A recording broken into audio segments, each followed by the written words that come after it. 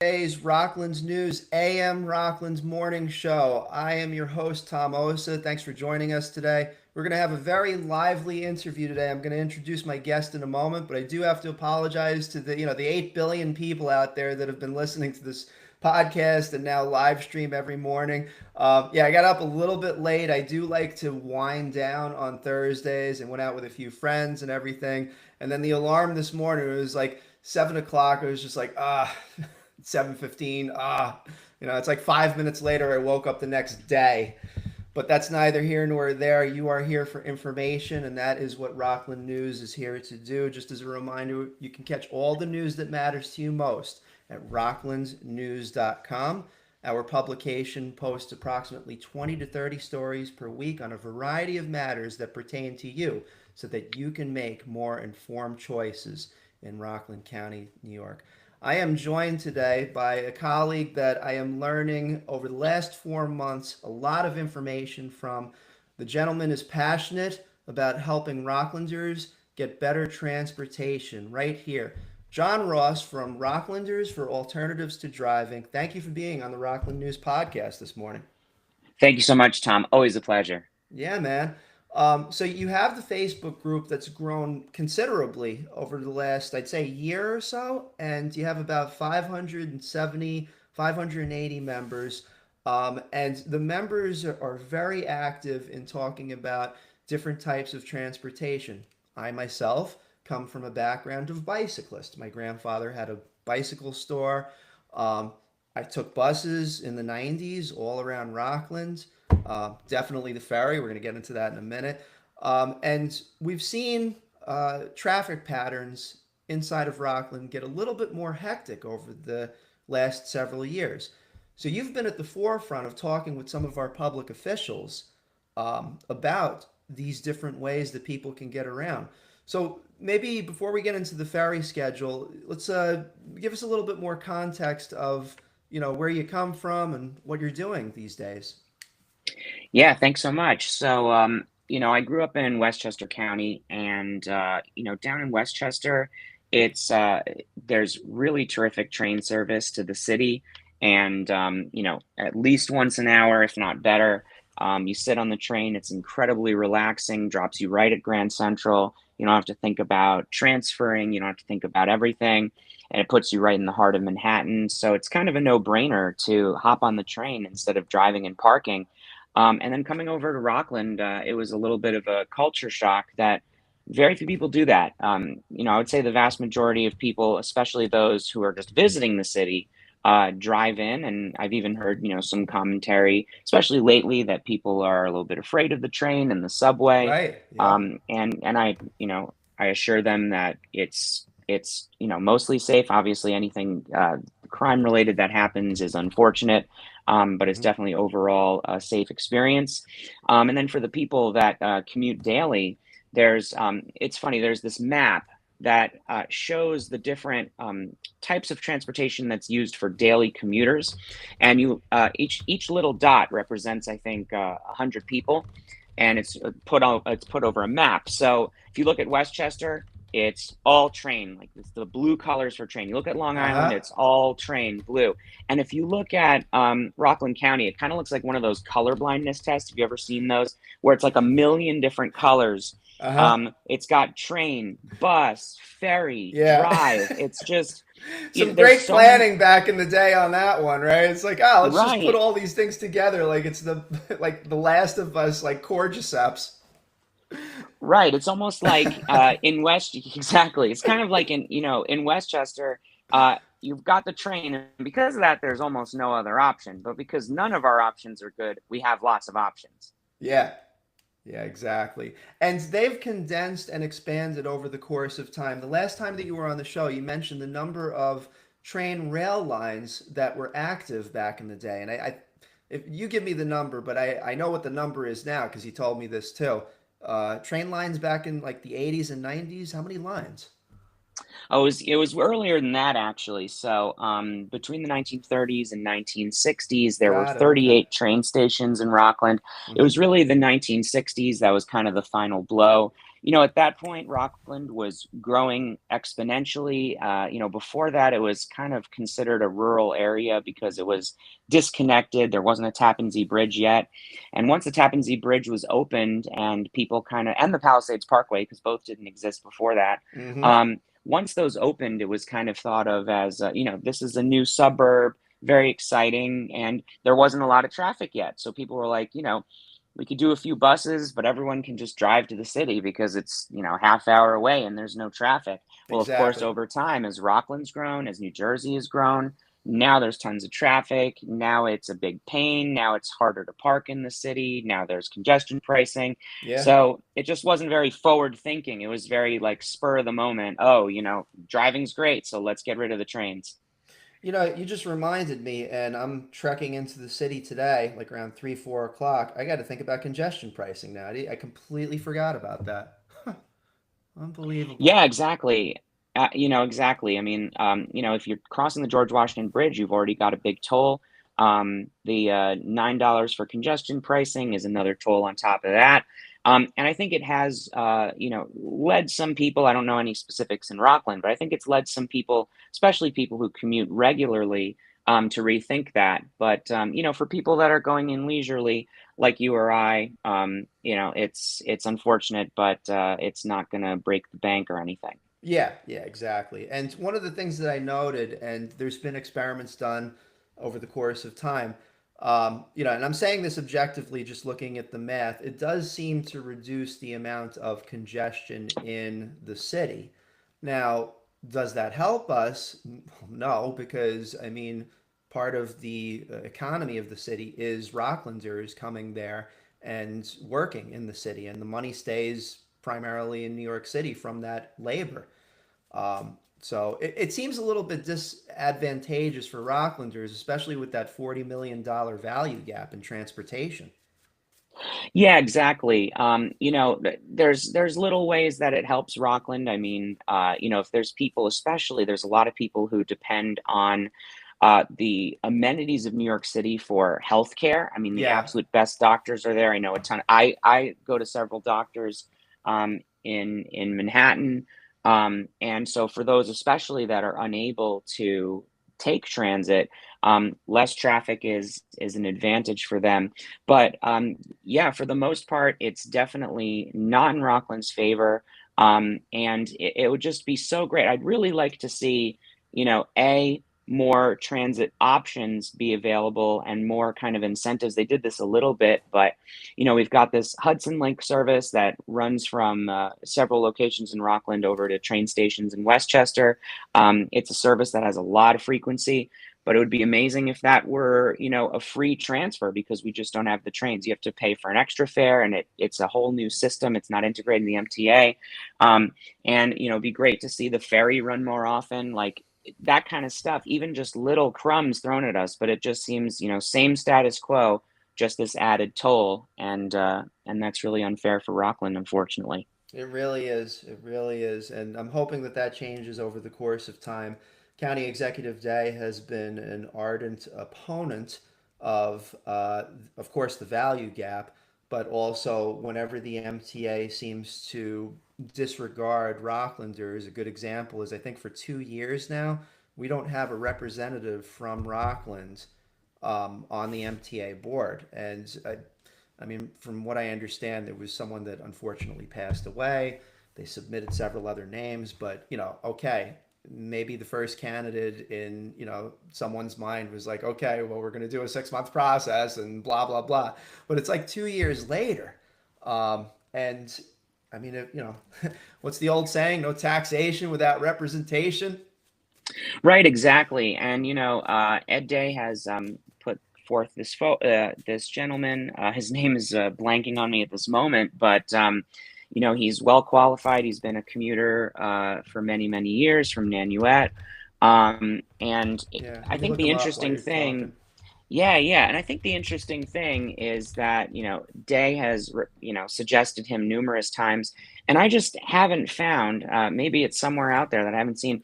I haven't found a response from the MTA or the governor's office since she, directly is in charge of the MTA, Yeah. and I just haven't seen any response about it. I've read that you're supposed to put forth three candidates. They did originally. One passed away, and one is no longer eligible to serve. Hmm. So Day feels like, we need to, the one candidate left should be on. And I just haven't heard of anything from the governor's office saying, you need to pick two more people, like anything that could make it go forward. It just seems to be ignored at this point. You know, it would be an awesome thing, and forgive me for kind of getting out of the box with my thought processes, but imagine if we sent George from Seinfeld there. Do you know that episode where he gets fired? I don't know if you do you follow Seinfeld or no? Yeah, I do. I like the show a lot. Yeah, me too. Um, there's this one episode where he gets fired, but he just decides to keep on showing up at work. Yes, exactly. Exactly. We need a George Costanza to just show up at the MTA meeting, and they're like, "What are you doing?" It's like, I don't know, I work here now. Yeah, that would be hilarious. Like, hey, I'm the Rockland representative. Yeah, you Like, we know. didn't pick one. It's like, well, I am. Right, right. Yeah, exactly. Yeah, that's So hilarious. that's wild. And you wanted to talk about the ferry. So the ferry schedule came out. We had Mayor Kohut on the show. He was mentioning about, so the bringing it back for the whole summer thing, which is very cool. So what I know that the one thing that I think we all noted, as well as Mayor Kohut, was the timing once the ferry is done toward the end of the day. And it's cool they're doing this, but yeah, like toward the end of the day, it ends like 6:30, something like that. Yeah, so for those who don't know, there's a ferry connecting Havistraw and Ossining. In Ossining, right next to the ferry slip, there's a train that gets you directly into Manhattan. But there's also a lot of people that have enjoyed the ferry just to explore the two river towns.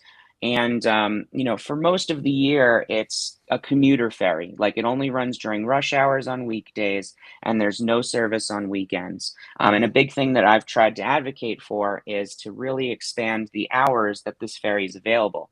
And last year, they started a pilot program to run the ferry on weekends. And it started Memorial Day and ended Veterans Day, and it was wildly popular. The weekend ferry actually outperformed the ridership of the weekday ferry Hmm. because there was such excitement about it. And I rode it two times, and it is an absolutely gorgeous ride.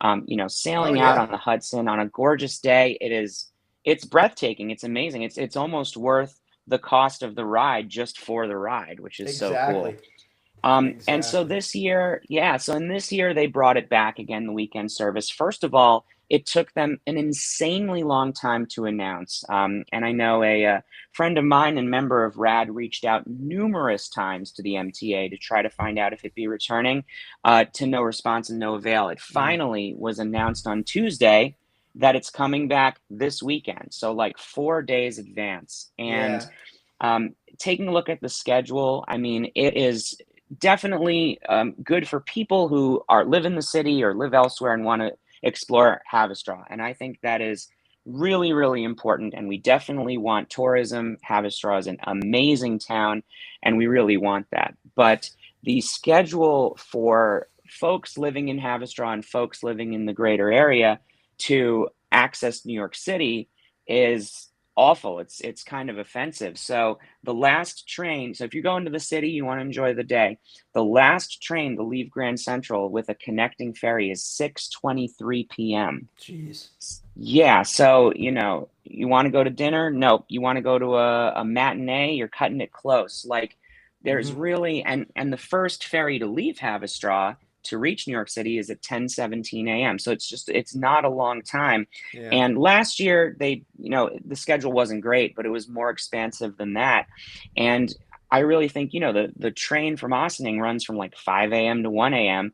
They There you can go. really Yeah. expand it. Yeah, right. They can really expand it, and you kill two birds with one stone. Then you get people coming up to Rockland as tourists, and you also get Rocklanders to go over to the city. You make a lot more money running the ferries, It's just kind of a no-brainer to me. 100%. Yeah, and I was speaking with Mayor Kohut about this, and we're doing the music festival in September. Um, so it's September 27th, and it's going to be at Clover Stadium. And I had spoken with Magda Truhan, who you know, and the idea, she's like, what if we get the ferry to run a little bit later? And then I was just like, maybe for next year, but I could tell, especially based on this schedule, that it would be a major uphill battle to get even just one more ferry going. I mean, I don't even know the process, quite frankly. But Yeah, I don't as well. like how Yeah. I can imagine that tourism would be affected by this, not just for my event, but like for instance, for other events, the Garner Arts Festival was last weekend. If those ferries showed up at the right time, and obviously scheduling notwithstanding. Yeah, exactly. So something else that happened last year that's unclear at this point if it's coming back is the county ran a bus service, and the county bus service is called Tor. They ran a bus service that was free, and it picked up folks from the ferry dock that took the ferry over, and it brought people to, important spots around the county. So first it got people from the ferry to downtown Havistraw, which if you have mobility issues, is too far of a walk. It brought people to Nyack, Rockland Beach, the Palisades Center. Like it did this loop, and it was very, very smart. I'm not sure how well the ridership was, but there's so many possibilities, even just for Boulders games. Like there's so many great events here in Rockland, Nyack Pride, like and all that Yeah. kind of stuff could be so much better accessed with the ferry expanded. I mean, I'm guessing with the music festival, I don't think it's going to be over by 7 o'clock when the last ferry leaves. Yeah, no way. I mean, literally, they're gonna end like around 9:30, 9:45. So I mean, the earliest that they'd be able to even get to the ferry, I mean, counting the traffic getting out of there, buses, whatever have you. I mean, at least 10:30, probably 11. So it's Right. unfortunately not an option this year. And it's probably I mean, not about our stuff. This is, about obviously traffic and everything, but maybe for next year. I'm Yeah, definitely exactly. hoping so. Yeah, and if people are hoping to start some sort of festival, some sort of event in Rockland, they can know right away that if they instead just host it in Westchester, they've got a huge advantage. I know there's the Pleasantville Music Festival, which is Oh really yeah, big. that's coming up. And trains leave Pleasantville to Grand Central as late as 1 in the morning. So Uh-huh. they know that they can run that festival late and count on people coming up from the city to enjoy it and from other areas in the Hudson Valley. But if they have something in Rockland, they got to think, okay, everyone's going to be driving here, so we're going to have traffic problems. And there's basically no way for people in the city that don't have cars to come unless they take a expensive Uber. Of course, yeah. And that was actually part of the equation going into the city day. Do I want to drive? Do I want to take a car service? Obviously the most cost effective thing is public transportation. Hop on the bus. I think I mentioned to you in the show the first time you were on. It's like my grandfather had the bike store in West Haverstraw. And I'd go visit my family living in the city on the weekends. I was like 18, 19 years old. Hop on Rockland Coach. Well, it was Red and Tan. That's what they called it back then. And then eventually Rockland Coaches. But head down to the Port Authority, take the E train over Queens, and walk 5 blocks with my backpack. It was Right. great. It was awesome. And that is also I'm talking to this as a 49-year-old, but for the youngins, the kids, the ones that want to experience all there is for New York City has to offer, and vice versa, getting them out of the city, bringing them up here, and I guess realizing that it's not just like living in the urban matrix. Yeah, right, exactly. And that was a formative thing for me as well. I started taking the train to the city at 16 from my area in Westchester. I Hmm. had camp friends in the city that I like to hang out with.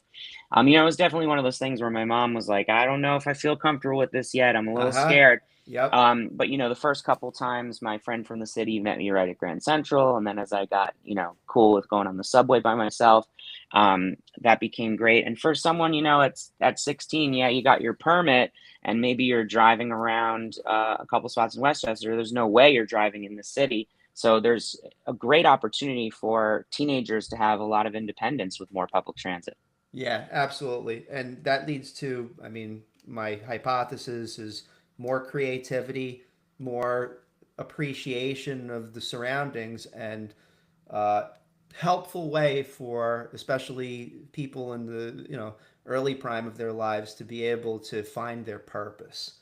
Um, Yeah, 100%. And I've got family up in Toronto, Canada, and they live walking distance from a subway station. And, Toronto is statistically a safer city than New York City, but yeah, my family there, their teenage kids all hopped on the subway even to get to school. Their school was a few subway stops away, and they started doing that on their own at like 12, 13. And then when they got a little older, they would take the subway to friends' houses, and it just makes you not dependent on your parents being like a personal Uber. yeah, absolutely. That helps the parents as well. 100%. Hello? I'm sorry, can you Oh, hear there me? you are. Yeah, sorry, I lost you there, but I got you now. Oh yeah, okay. Let me mark that part of the clip. We'll edit that out and post later. But yeah, for those of you that are listening, we have John Ross from Rocklanders for Alternatives to Driving, and doing I mean, an amazing job speaking with our public officials and kind of advocating for various ways that Rockland can have better transportation. And John, have you recently spoken with any elected officials about some of these matters? Yeah, I have. So, a couple weeks ago, it was probably what I would consider to be my biggest meeting. I met with Dave Ullman, who is the Deputy Secretary for Transportation for the state. So Hmm. that is a direct kind of line to the governor. It's part of the part of her cabinet. And we went through a laundry list of issues, from the trains to Rockland coaches to Hudson Link buses to the ferry. We went through basically everything to pie in the sky projects that we'd love to see, like converting the freight rail line that goes through Congers and Havistraw to a passenger service. And he brought on a couple of staffers, and it was a terrific meeting. And he kind of got, hopefully he's getting the ball rolling on a couple things. Yeah. um, One thing I've noticed, I'm not 100% sure this is related, but one thing I noticed that happened pretty quickly is the Hudson Link bus, which is Rockland County's by far most frequent service. That actually runs from 5 a.m. to 1 a.m., 2 to 3 times an hour, ferrying people from a couple spots in Rockland over to Terrytown and to White Plains. Um, they've been plagued with bus cancellations. Now, as I said, they have amazing frequency, but they were canceling like 20 to 30 buses a day. Whoa. Yeah, I counted over a month, and it was like over 400 buses that were canceled over that time. Wow. And it was leaving people stranded. I know of someone who they canceled the last bus of the day, so they took the train up from the city, got to Terrytown at like 12:45 a.m., which is I think the time that the last one leaves, and they canceled it with no warning. It wasn't put on the app, and they had to take an Uber. And they were like, "I should be charged." And the bus is 275. The Uber was like probably $30, so that's a Hmm. huge loss. Yeah. And I spoke in detail with the deputy secretary about that. And I've noticed that the bus cancellations have gone way down. It seems to be about five a day versus 20 to 30. And he basically said that, that was unacceptable. He wanted to check out the contract that Transdev, which is the company that was contracted by the state to run that service. And he said, they're probably in breach of contract due to that. And he went on, investigated it, and there seems to be results. Right. And these organizations, and just as a primer for what I'm about to mention, there's an organization that has been around for, I mean, 40 plus years, and it's a not for profit. It's essentially, it was a charitable organization. It was called Vision. And they were in Congers, New York, if I'm not mistaken. I remember this because they approached us to build a website for them about, I don't know, 15 years ago. Nice group, at least back then. Well, according to Rockland County Biz Journal, the organization it's unfortunately going through bankruptcy, and according to reports on Rockland County Biz Journal, 30,000 in the bank against 400,000 in debt. So, and I'm not, we're not passing judgment. We're just talking math. But, these organizations, be it municipal or not for profit or business, oversight must happen. And it's a heck of a service that he's doing, checking out that contract. Yeah, exactly. He also mentioned keeping in touch. They're working towards something that the governor mentioned, and we haven't seen much about it yet, but he mentioned it, so it sounds like it's still on the table, That's good. is some kind of committee or something, some kind of oversight to specifically for west of Hudson commuters and transit riders, to try to get things on the table and to improve things.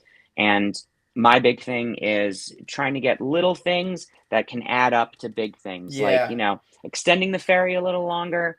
Maybe it can make some more people use it, like that kind of thing. right. Not necessarily needing to go for the big win, especially right away. It's like building the foundation for better transportation in Rockland. Yeah, 100%. I mean, another example, you're mentioning Rockland coaches, their bus stops have no signs. You wouldn't even know where the bus stop is unless you're in the know. Hmm. And even just a little thing, putting up signs. I mean, even if villages did that, it could be good for their communities, for people coming up there and going down. Um, Little things like that make a huge difference because when there's no bus stop, this feels like a crummy service. This feels like you're, not being treated or considered like a human. So Right. even just a little thing like that can give, dignity to a service and can improve things. 100%.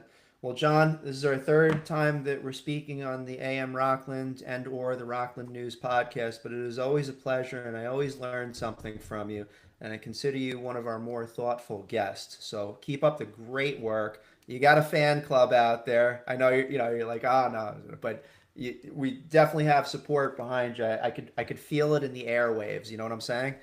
So Yeah, absolutely. Tom, thank you so much. Always a pleasure to be on. yeah, man. And thanks everybody for listening to this episode of AM Rockland. And I wish everybody a great Memorial Day weekend. We'll do one more live stream with the news and the weather, and then we are going to head out. Everybody have a great weekend, and we'll talk with you next time. Take care. Okay, awesome, man. Thank you.